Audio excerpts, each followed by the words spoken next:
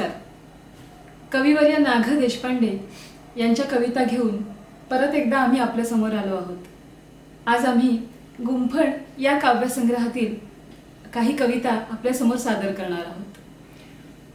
गुंफण काव्यसंग्रहात तब्बल 126 कविता आहेत आणि त्यातल्या 3 कविता आज आम्ही तुमच्यासमोर म्हणून दाखवणार आहोत. आणि त्यातली पहिली कविता मी म्हणून दाखवते ती म्हणजे चाहूल.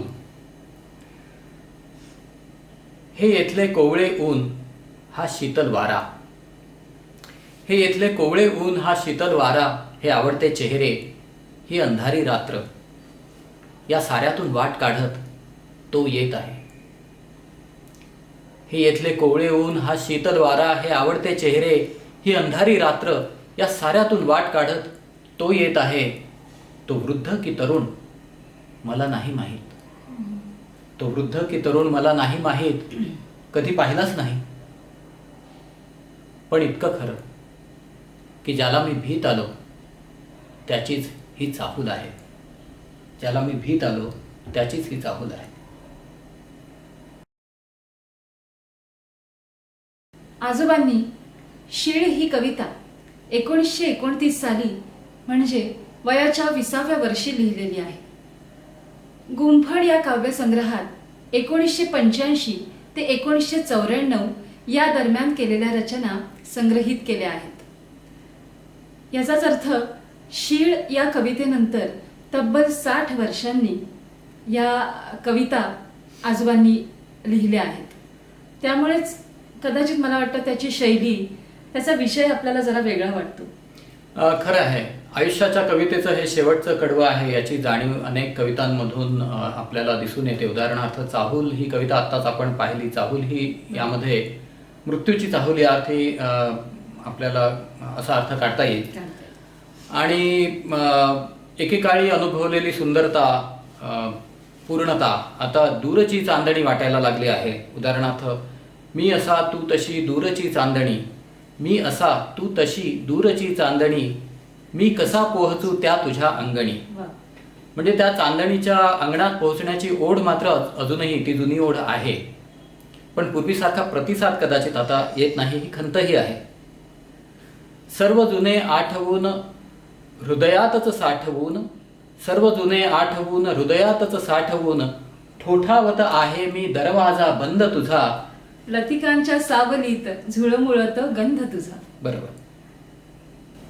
माझ्या अल्बमचं शीर्षक असलेली ही कविता गुंफण मधलीच आहे. पण आज मी तुम्हाला एक वेगळी कविता वाचून दाखवणार आहे. त्याचं शीर्षक आहे पूर्वेमधली एक चांदणी. मी घटिकांचे रंग गूढमय वाचत आहे, मी घटिकांचे रंग गूढमय वाचत आहे, एक आठवण मनात माझ्या डाचत आहे.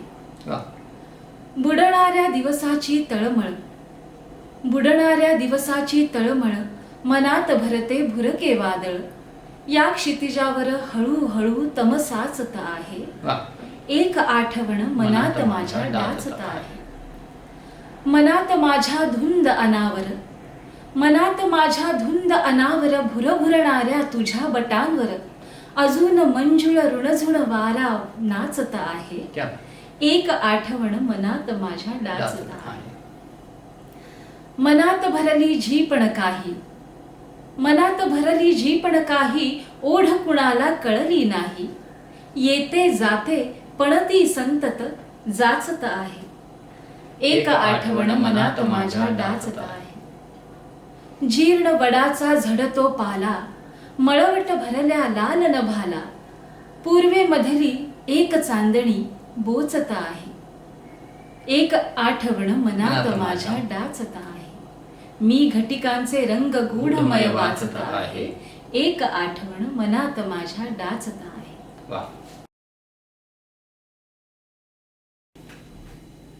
वा. बुडणारा दिवस, जीर्ण वडाचा झडणारा पाला, हे सगळे वार्धक्याचे सूचक आहे. आणि तरी पूर्वेमधली एक चांदणी उगवत आहे आणि ती बोचत आहे. म्हणजे जीवनात अजूनही कुठेतरी असं सौंदर्य आहे की ज्याच्यामुळे जीवनाची ओढ अजूनही कवीला वाटते आहे. आणखी एका कवितेत असा उल्लेख आहे, सभोवार सौंदर्य फाकले फुलले मधुबन, सभोवार सौंदर्य फाकले फुलले मधुबन, सुंदर तेतच नाचत फिरते माझे चिंतन. वा. बघा, सुंदर तेतच नाचत फिरते माझे चिंतन, याच्यामध्ये त आणि च चा अनुप्रास नकळत पण खूप सुंदर असा आलेला आहे. राजीव, भूतकाळात रंगून जाण्याचा असा आजोबांचा स्वभाव होता का? नाही, असं नाही म्हणता येणार. खरं तर भविष्याबद्दल आजोबा नेहमी आशावादी असायचे. आशावादी असणे हा त्यांच्या स्वभावाचा भागच होता असं म्हणता येईल. आणि आता मी जी कविता वाचून दाखवणार आहे त्यात तर मृत्यूनंतरचा आशावाद असं म्हणता येईल, अशी एक भावना आहे. अरे वा, कुठली कविता आम्हाला वाचून दाखवशील? ही जी कविता आहे हिचं शीर्षक आहे मागणी. आणि ही मागणी सर्व काव्य रसिकांना आणि भविष्यातल्या कवींना उद्देशून असावी असं मला वाटतं. अच्छा. मी म्हणून दाखवतो. मी मुंगी असंख्य मुंग्यांच्या रांगेतली, मी मुंगी असंख्य मुंग्यांच्या रांगेतली, पुढे गेलेल्यांची गवताच्या पातीवरची नावे सुंगत सुंगत पुढे जात आहे. वा. मी मुंगी असंख्य मुंग्यांच्या रांगेतली, पुढे गेलेल्यांची गवताच्या पातीवरची नावे सुंगत सुंगत पुढे जात आहे. कुठेतरी खाचेत वा खळग्यात होईन विलीन, हा. कुठेतरी खाचेत वा खळग्यात होईन विलीन. मागून येणाऱ्या मुंग्यांनो, वा. मागून येणाऱ्या मुंग्यांनो, एखाद्या पातीवरील माझेही नाव राहिले असल्यास, वा. एखाद्या पातीवरील माझेही नाव राहिले असल्यास सुंगून मगच पुढे जा. वा वा वा, अतिशय सुंदर. भविष्यावरून मला असं आठवतंय की आजोबांना ज्योतिष या विषयाची पण आवड होती ना? हा, खरं आहे. म्हणजे माझी समजूत अशी आहे की माई आजीच्या मृत्यूनंतर ते थोडे ज्योतिषाकडे वळले. त्याचा अच्छा. रीतसर त्यांनी अभ्यास केला. आणि आमच्याकडे जशा कवितांच्या वह्या असायच्या तशाच कुंडल्यांनी भरलेल्या वह्या सुद्धा बऱ्याच आजोबांकडे होत्या.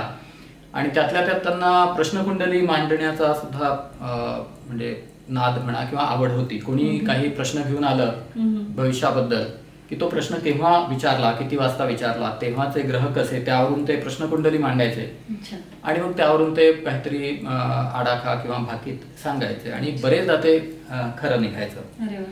आणि त्यामुळे कदाचित असेल बरेच असे ज्योतिषी सुद्धा आमच्याकडे त्यांचं येणं जाणं असायचं. तर असेच एकदा एक साधू आले होते आणि कोणी आमच्याकडे आले की त्यांना चहा पाणी बैठकीत नेऊन देणं हे माझं काम असायचं. मी तेव्हा लहान होतो.